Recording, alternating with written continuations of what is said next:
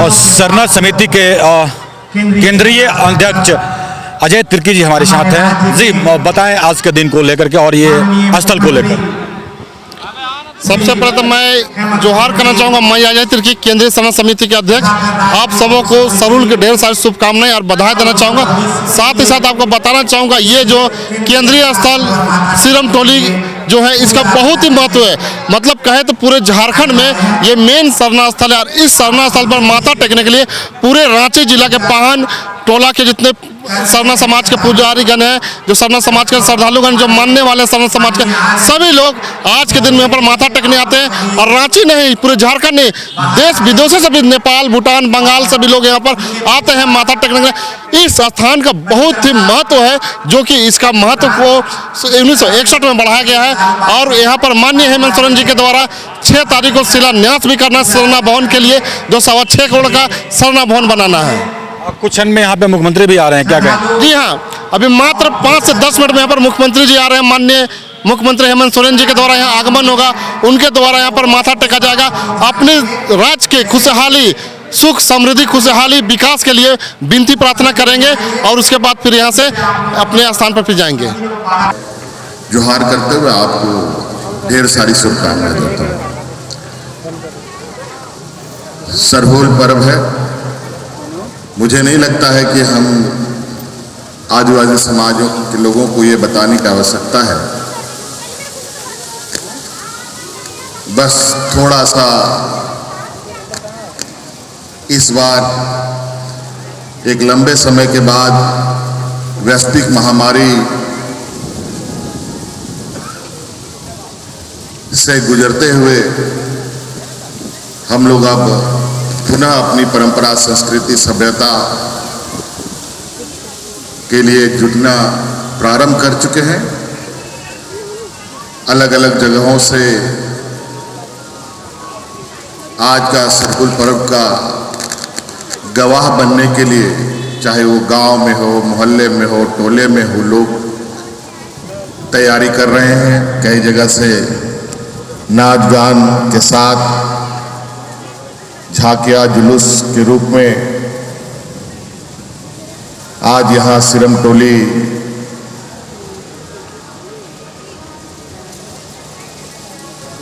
के इस पावन धरती पर का पहुंचना प्रारंभ होगा। और निश्चित रूप से अगर हम देखें तो ये कहीं ना कहीं सच दिखता है कि हमारे अगुआ सहयोगी लोग रहे,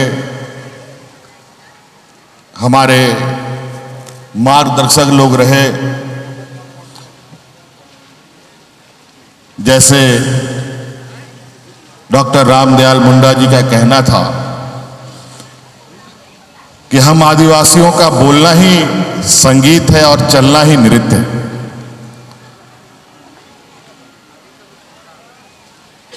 और इससे ये झलकता है कि कहीं ना कहीं ये समाज आज भी द्वेष, घृणा से कोसों दूर है।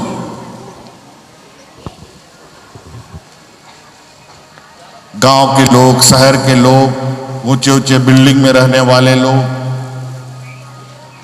गरीब हो, पैसे वाले हो, सभी लोग आज इस सरहुल में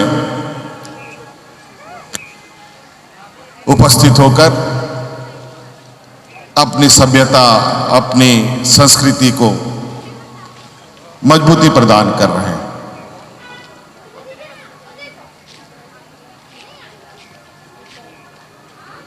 हम आदिवासी समाज के लोग प्राकृतिक से जुड़े हर चीजों के प्रति जो संवेदनाएं हैं, मुझे नहीं लगता कि कहीं और ये चीजें आपको देखने को मिलेगा। और शायद यही वजह है आदिवासी शब्द से ही ये बात जाना जा सकता है कि शायद इस धरती के सृजन में जब जल, जंगल, जमीन, जानवर, पशु का उत्पत्ति हुआ तो हम आदिवासी भी साथ साथ आए। और आज मानव सभ्यता में अगर कहा जाए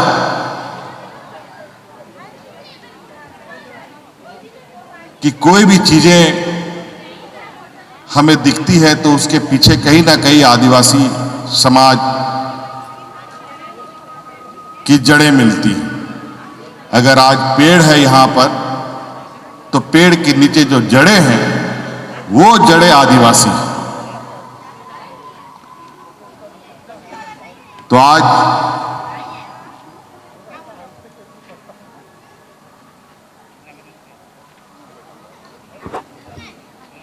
हम लोगों की जो भूमिका है, हम लोगों की जो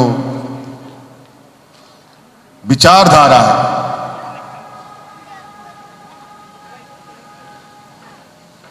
वो सभी चीजें हम लोगों को एक खूबसूरत, एक सौहार्दपूर्ण जीवन बिताने का संदेश देता है। आज ना जाने कितने लोग यहां एकत्रित होंगे। वैश्विक महामारी भी है। आज सौभाग्य से राज्य में आपकी सरकार है। आपका एक भाई, एक बेटा, एक नौजवान साथी राज्य के सर्वोच्च स्थान पे बैठा है और निरंतर हमारी ये प्रयास रहती है कि हमारी ये सभ्यता, संस्कृति कैसे बचे रहे, कैसे हम इसको और मजबूती प्रदान करें।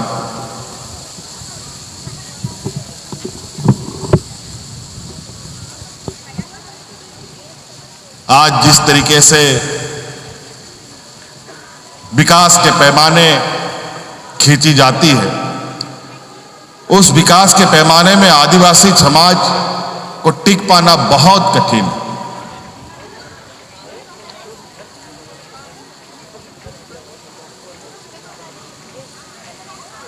आज ये समाज वर्तमान विकास के पैमाने पर अपने आप को भी कहीं ना कहीं मजबूर करने का कोशिश कर रहा है। हमारा समाज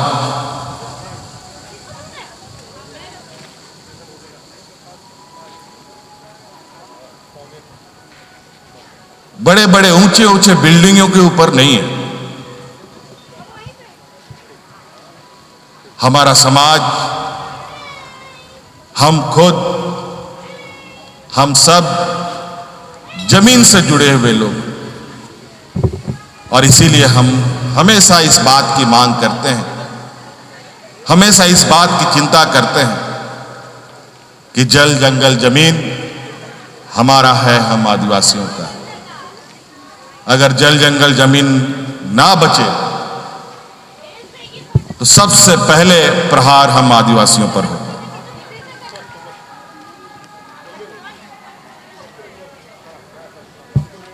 आज जिस बिल्डिंग में हम शहरों में रहते हैं, ऊंचे ऊंचे बिल्डिंगों में रहते हैं, जो गिट्टी, सीमेंट, लोहा, छड़ से बना हुआ है, वो सभी तो निर्जीव है, उसमें कोई जान नहीं है। लेकिन जब पेड़ है, पौधा है, इन सब में जान है। ये हमें जीने की प्रेरणा और जीने के लिए सहयोग करती है। इसलिए हमें अपनी परंपरा, अपनी संस्कृति, सभ्यता को रखने के लिए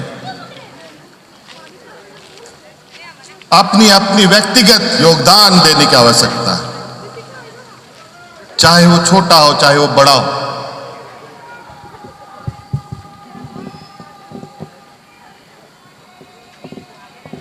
इसलिए हमने लगातार इस विषय पर काम किया है। अभी और भी काम करना बाकी है।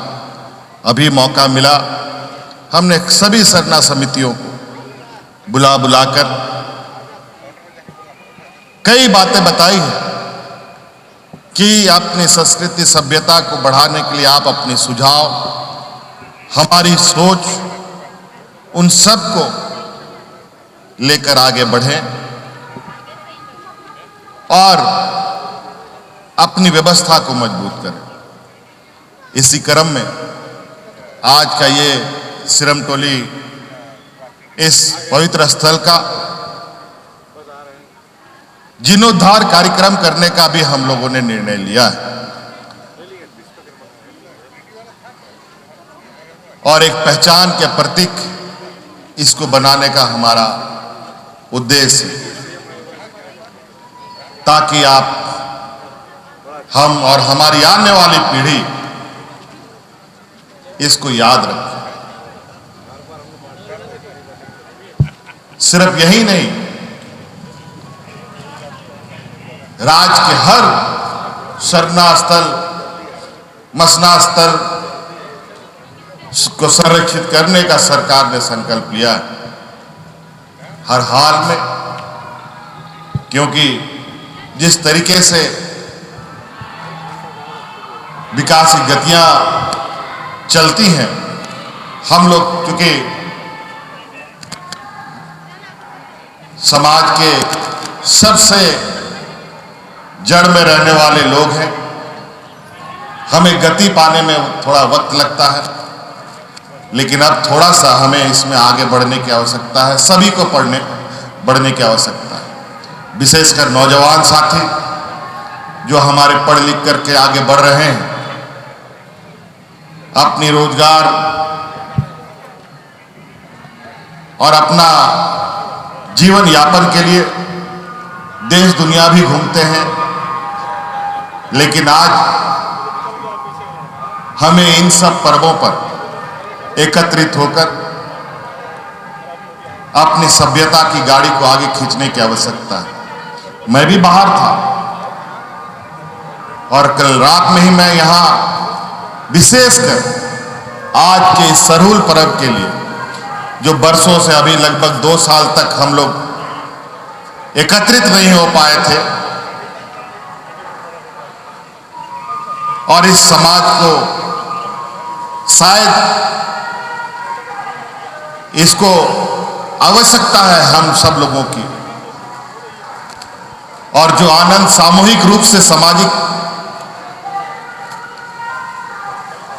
ताकत को बढ़ाने का बात आता है, तो उसका आनंद ही कुछ और आता है। इस राज्य में, इस देश में अनेक प्रकार के जाति धर्म के लोग हैं, बोलचाल के लोग हैं, रंग भेद के लोग हैं, अलग अलग रंग रूप के लोग हैं, अलग अलग बोलचाल वाले लोग हैं।